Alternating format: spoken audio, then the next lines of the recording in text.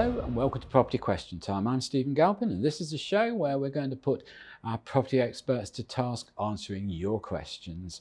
Joining me today is Jermyn, who is CEO and solicitor at Woodstock Legal Services, residential and tenant law specialist. Welcome to you, Carly, again. And Zee Razaq, CEO of Surtax, property taxation specialist. Welcome to you, Zee. Hi, Stephen. Now, we've got 4 questions for you in the show, and we're going to start off with Zee.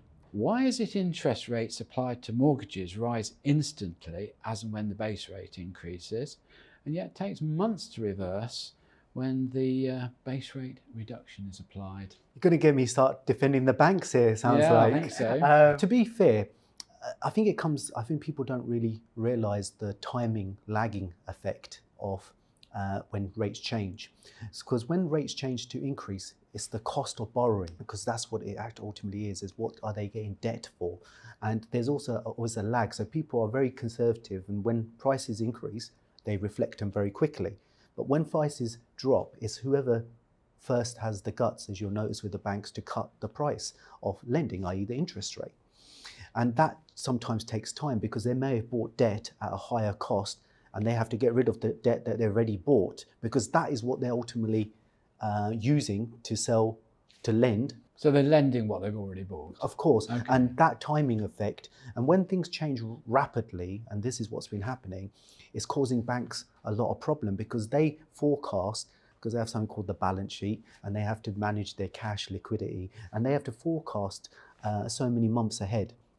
And if they bought loads of debt at a higher rate and they weren't anticipating it to drop, then it comes down to the individual banking institution on what debt they've already got on the books to lend, because ultimately that's what they're doing. And they make a margin, just like we do if you're investing in property. Sure.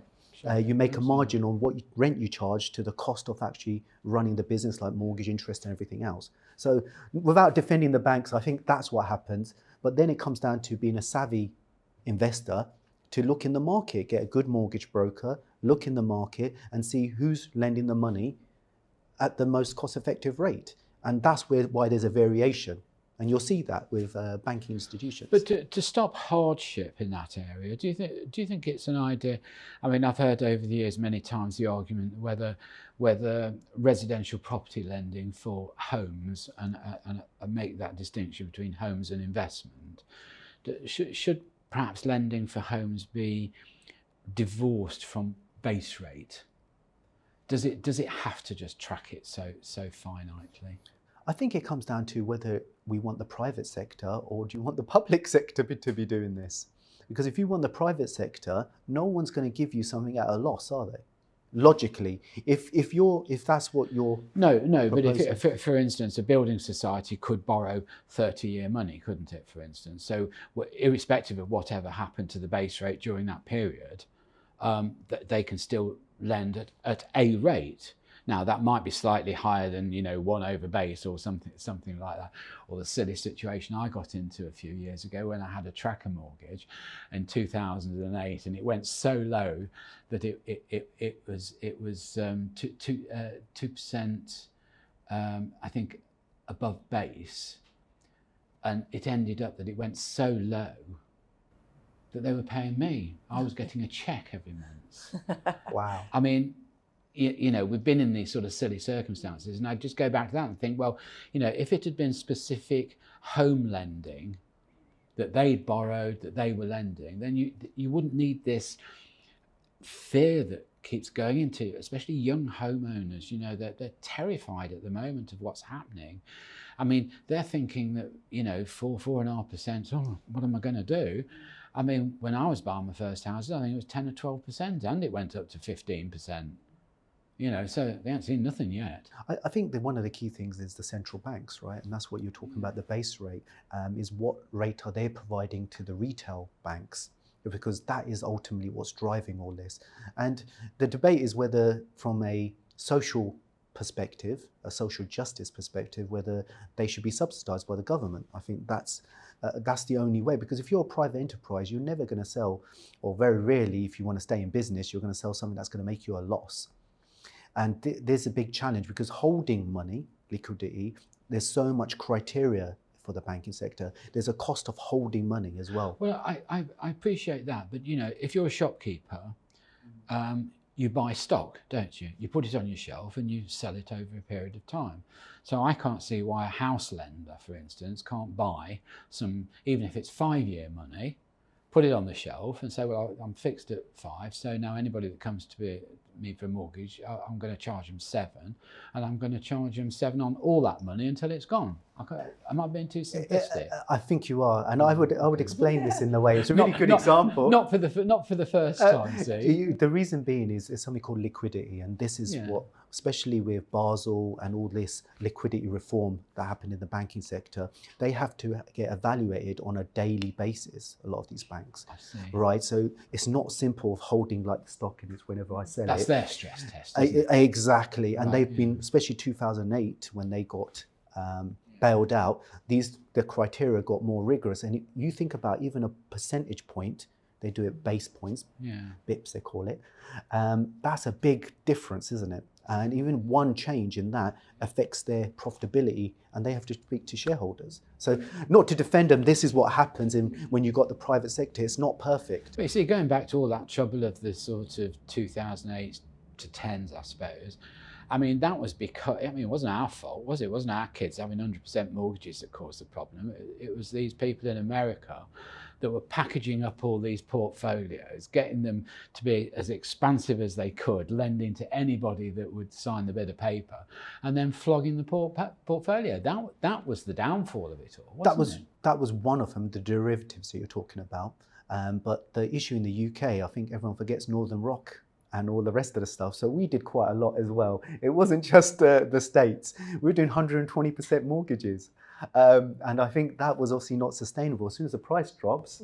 So I think we always look at others. We sometimes have to look at ourselves. There's not a perfect situation, but there's always a cost if you subsidize something. And see, I always thought with that business of you know, selling on the portfolios of debt, you're asking for trouble, because these people are going to try and bolster up those portfolios to get the most. And I thought the simplest way of getting around that and to ensure good, sensible lending was to say, if you lend money to somebody for 25 years, then you've got it for 25 years. You know, that sorts some of the banks out. You know, there's no flogging it, there's no passing it on, or, you know, subselling it. You know, if you're lending for 25 years, unless your borrower wants to cash it in and move on and move upwards, then that's what you're stuck with, mate. I think this goes back to our friend Tony Blair, if without mentioning names, when his government came in Labour in the 1990s, and they promoted derivatives, and that had a boost to London. So whether that's right or wrong, it's a different conversation. But there is a challenge when you do things like this, because ultimately, if you sell debt, no one knows what the original debt is until it defaults. Right. Well, we'd better ask Carly a question. Here we go. Can the panel give their opinion on the prospects of cryptocurrency becoming a strong feature of property purchase? My understanding in the past is that a number of solicitors have expressed worries about confirming the provenance of funds using this method of payment, which would then cause difficulties under money laundering regulations. Is that right? Yeah, it's coming, isn't it? I think, you know, look at 3 trillion it's worth, isn't it? Cryptocurrency, 10,000 different ones. But yeah, I think in the legal profession, there's a bit of a fear around it. And I think because we are so highly regulated, huge obligation on us when it comes to money laundering, and, you know, checking the source of funds, and it's the unknown, isn't it? And it's also the concern of the links with cryptocurrency and criminal activity, the misuse of funds. And I don't think, you know, the view is the SRA haven't yet been particularly supportive in giving us the rules and guidance to allow us to, you know, progress. Lawyers love rules, don't they? So, you know, we need the SRA really to step up and start giving us some guidance on it. So I think we're a little bit, you know, we're a bit far off, but it's coming. And I think law firms are going to have to try and push with the SRA to make sure we do get that guidance, so we can really start to accommodate. The Bank of England announced the other day they were going to launch their own cryptocurrency, didn't they? Which was asset backed with the pound. Yeah. Is that going to crash the crypto market? I'd have to we need a crypto specialist, don't we? Yeah. just Come on a bit then, you. insight. Yeah, we do see a bit of different. The thing is understanding what the different types of crypto income is. Complex. And this is where it gets really crazy because there's a huge tax implication. We have a similar issue from what you have is identifying source and then what type of income it is. Because you've got just a crypto investor who is looking for a capital gain ultimately. But then there's something called staking, which is dealt like trading as income. And this is becoming quite prevalent. I don't know if you've come across with this. It's quite a lot now. And I'm seeing where people are investing in these new types of crypto. And that's subject to income tax or corporation if it's the company. It's not a capital gain. And it's making sure that you get the right information. And that is quite hard to identify source of funds to because they're investing in a crypto and getting rewards. So they're getting money from investing rather than something's gone up or down. So that's why it gets a bit scary. Am I right? My very simple and basic understanding of these matters, see, but am I right to think that whilst you make money on cryptocurrency with it fluctuating or whichever way, that's not taxable? But it's when you take it out of cryptocurrency and put it into pounds or something tangible that then it becomes taxable. Is that right? Just to caveat, that's pretty close. What happens is that when you sell crypto, dealt like shares, the same rule. And there's a whole debate why it should be because it's supposed to be money. But what happens is as soon as you sell that crypto, if you buy another crypto or cash out, that's considered a taxable event. If you swap between cryptos, that's also a taxable event. And that's the one that gets people confused. So if you've gone from Bitcoin to Ethereum, and things like this, you suddenly got a taxable event happened and you may not even have the money. Well, I think there's a lot of people in the world who are going to fall foul of this, aren't there? It's the unknown. Absolutely, and I think you're going to have it when people come to buy property. And buying properties, and as a litigator, it dawned on me when we were talking about, looking at enforcing debts as well. When do we start looking at crypto as a means to recover that debt from a debtor? That'll be interesting. First one to do. On that note, that's all we've got time for in this half of the show. So join me again after the break when we'll be asking Zee and Carly more of your questions. Hello and welcome back to part 2 of Property Question Time. I'm Stephen Galpin and I'm joined by Carly Jermyn and Zee Razaq. Welcome back. Thank you. And Zee, your question in this half is this. Do those that provide finance for property purchase, i.e. banks or brokers, receive any direct pressure from the government or other authorities in terms of encouraging or discouraging lending? And in particular, the criteria for doing so. And again, you've got a lot of developer clients. I'm just wondering whether they're suffering from what I would call government interference into the markets, but you might want to put it more politely, I don't know. I think it's quite an interesting area because there's the direct or indirect. So indirect, I would say, is raising interest rates, right? Because the impact is obviously the cost of finance increases and therefore people may not go ahead with projects. So that's indirect. The direct bit is going back to what we were discussing in a previous episode around the 2008 financial crisis, is when they cut down liquidity, i.e. cash, that has a knock-on effect. So if Bank of England, which is obviously what the government used to create money, i.e. money supply, quantity easing, if they have less cash available, then there's less to go around. And this is, I would say, direct impact, because if they do that, then the banks obviously can't then lend because they've got lack of money. And this is what happened in the financial crisis. It was a credit crunch, if you recall. That's right, there's less cash. So if I'm trying to break it down, that's the way the government influence financial institutions, therefore influence like the property market that we obviously concentrate on. So that's the way I would break it down. And it's a really difficult one because to control inflation, it's an economic answer to this, to control inflation, you've got to cut down money supply, don't you? Because you can't have more money and not enough goods and services increasing at the same rate. That's what leads to inflation. See, I'm very limited on these subjects, I'm afraid, but it just seems to me that we've now got huge inflation, but it's not being caused by the conventional causes of inflation, is it? It's not caused by people taking out too much credit card debt or doing other silly things or buying too many motor cars or holidays abroad or whatever. It's being caused by supply circumstances, in a lot of cases caused by the Ukraine war and Russia's invasion and that sort of thing. So I do just wonder whether just simply putting up interest rates isn't a bit of a blunt instrument, really. Are the bank using the right thing to control what we've got at the moment? Well, great question, and I think we went into detail when we talked about the winter statement. So if anyone who hasn't watched the winter statement episode, we went into real good detail. There's a number of factors. I think we mentioned 4 factors, if I recall, on that. One was what we just mentioned about them printing money, causing problems, because if you print loads of money and you don't have more goods and services, obviously they're going to go up in price, aren't they? And that's happened. Number 2, the dreaded B, and I've got a lot of stick for that, about Brexit. Number 3 is obviously the Ukraine war has definitely affected. And number 4, COVID. When you compound all of these, it's causing a lot of problems. So when they're trying to do interest rates, they are trying to use a tool, as you rightly said, which is not probably the right tool for the current economic circumstances, because we've got supply side pressures.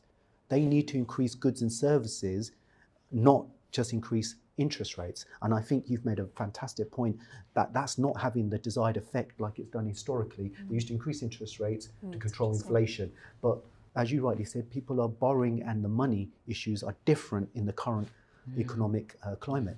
I think we are in very complex times at the moment. I mean, I've got to say, I voted for Brexit because I thought it would shake the country up and just energise the country into wanting to do more around the world. I thought that might be quite good. And I thought at the time that, our blonde-haired leader at the time might sort of carry on that sort of ethos. Not to be, though. And I mean, actually, I was listening to somebody on the radio the other day and they said, well, hold on a minute. You ditch your biggest trading partner, you fall out with your neighbours. What do you think is going to happen? Do you think it's not going to cost you money? And I mean, it's right, isn't it? Yeah. I have yet to see anybody come on the television, on any talk show or news show, and say, actually, that we've actually had a benefit from Brexit. I can't see, and if there is, I can't see what it is. I think one of the biggest challenges we've got is, and this was flagged at that time, is the skill set within the UK. We have to have a different type of skill set to be able to change our trajectory, to be able to negotiate and see opportunities. If Brexit benefits, which they were claiming, come to light, and I don't think we've got that skill set, because historically for the last 40, 50 years, Europe have been negotiating, not in the UK. So we haven't thought through what skills do we need to change. So it's all good saying from a financial perspective, I'm saying financially, not political, financial perspective, there's going to be benefits. But if we ain't got the skill sets to make those benefits come to light, there isn't benefits, the cost. And that's what's causing us huge problems right now in our economy. But people just put their head in the sand and they start saying you're Europhile, all this. No, we want the best for our economy, for our children and the future. There's a big difference. Would you go back? Would I go back? I never voted for it. So I think you do the best for the country, and ultimately we have to respect what everyone as a collective, whether we agree with it or not, we're a democracy, right? So the percentage, whether the majority won, financially it's a car crash. I think we were a misled democracy. That's the problem. Come on, Carly, what do you think? My view, I'm a lawyer, so I like to see the cold hard facts. Everybody's presented their case. And I didn't vote because I didn't have the time to sit down and analyse it in the depth that actually is needed to understand the ins and outs of it, the consequences, to be able to cast my opinion, So, but, a lot of people did. That was very moral of you, wasn't it? I mean, it's true though, isn't it? It's incredibly complex. You've just sat there and, there's half the stuff you've just said I hadn't even thought about, I consider myself to be fairly well educated, well read. I try my best, but there's a lot of people out there who don't, and did cast a vote. And it's complex. You've got to really, get to grips with the detail of it and how it all works in the bigger picture. So right, Carly. I know this subject has been discussed on your show previously, but I can't think of a better time to switch stamp duty liability to a vendor rather than the purchaser. This would help so many people, first-time buyers, those using upsizing or downsizing, and would allow funding for the full cost of any purchase. What do the panel think? Can't imagine it being a popular change. I can see the logic in that it would help, people moving upward the property ladder and free up property below. Personally, I'd be great. We've bought a property, it's gone up in value and you're stuck because it's gone up in value so much in that particular area that you're a little bit stuck. You're really difficult and expensive to even make a sideways move, let alone move on to your next property. So, I understand in theory the logic behind it, but you've got to consider that vendors are already paying agents' fees, capital gains tax if they're an investor. I can't see it being particularly popular, and I think all that would happen is a vendor's going to build that cost into the price. But it's fundable at that point, isn't it? True, it's true. Yeah. And what's the difficulty with the housing market at the moment that young people would tell you about is that they can't afford the deposits, because not only have they got to find a deposit, they've got to find X amount of thousands of pounds stamp duty. But isn't that where the relief should be? Well, it is, but that means other taxpayers are paying for them to. Yeah. Doesn't it? Yeah. Really? Yeah, it's tricky. It's and it's keeping all the people happy all of the time, isn't it? And it's really difficult. I can't see them doing it. Yeah. I don't know. What do you think, Zee? Crazy question for me, and I think Carly's answered it extremely well around capital gains tax. You couldn't have stamp duty and capital gains tax for the same person. That just sounds like madness. Because because remember, when you buy it, you pay stamp duty, and when I've got your answer to that one. It's easy, because what you would do is somebody has paid stamp duty going in, you'd allow a credit of that amount against the stamp duty that you've got to pay on exit.